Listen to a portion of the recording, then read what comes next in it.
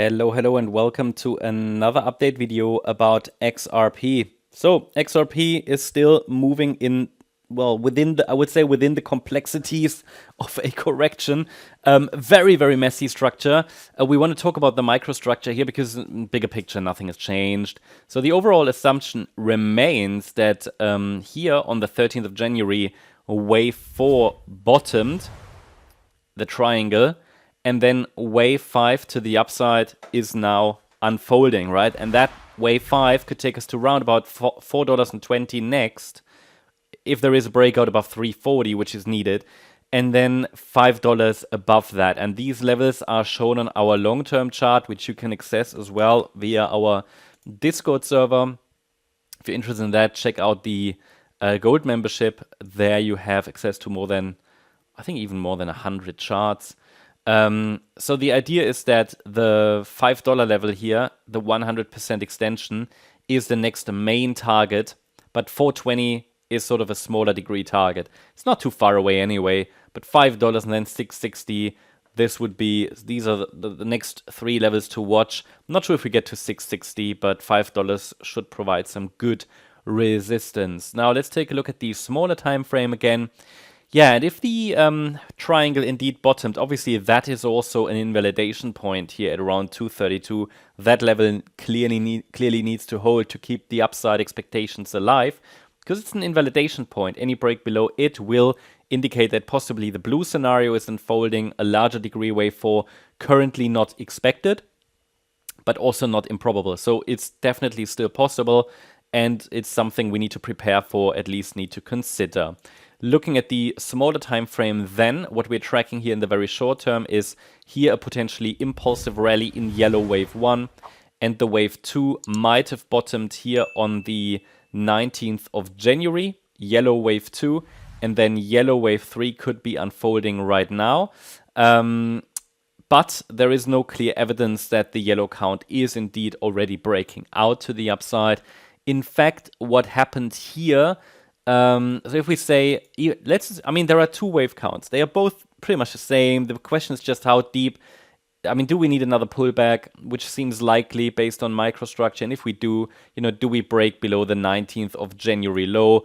But overall, it's this area which is probably the most important element on the chart, right? It's the area between 252 and 294. Against 252, I'm focusing on higher, but we have to give the market that space all the way down to 252. Now you can decide to trade the yellow count, but then the invalidation point is here at around 280. Yeah. But what happens if the market just goes down to 268 and then recovers? So, the overall bullish thesis that a wave 4 bottomed will only be invalidated below 232 and will become far less likely below 252. All I can say is the pullback looks corrective, so I'm looking for higher prices.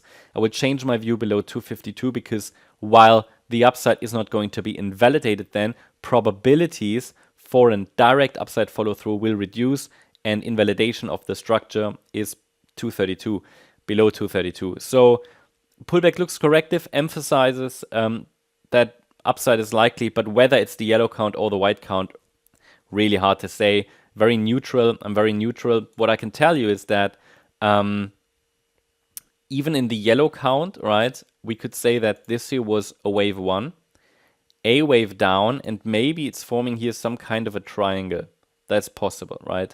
But it could be a wave down, maybe B wave up, and we're now moving down in wave C. As long as we're holding above the 19th of January low, could move up from here.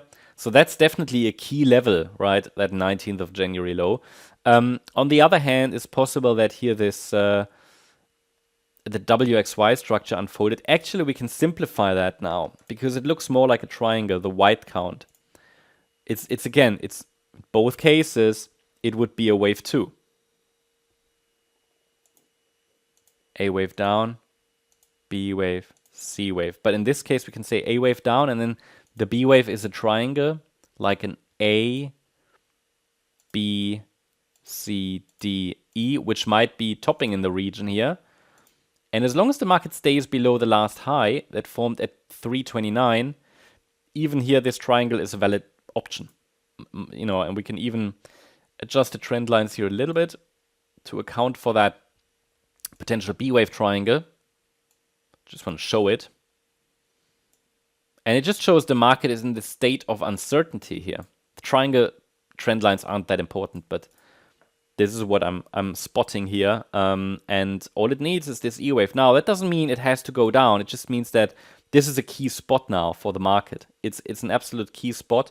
Yeah, it just takes a break above that area here around 338, 339, a sustained break to indicate that the yellow third wave to the upside has started. But it doesn't, the bottoming structure here is a bit unclear. But there are ways how it could just break out. It's just consolidation at the moment, pretty much. So overall, I think I would see all of this as noise, even though we can identify some structures. But you would really need to be, observe the chart on a constant basis to understand, okay, how is it shifting right now?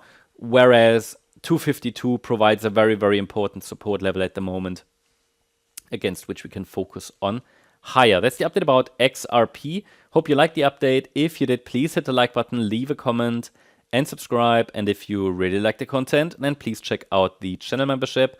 Also, make sure that you follow us on Instagram and Twitter for additional content. Thanks a lot for watching. Bye-bye.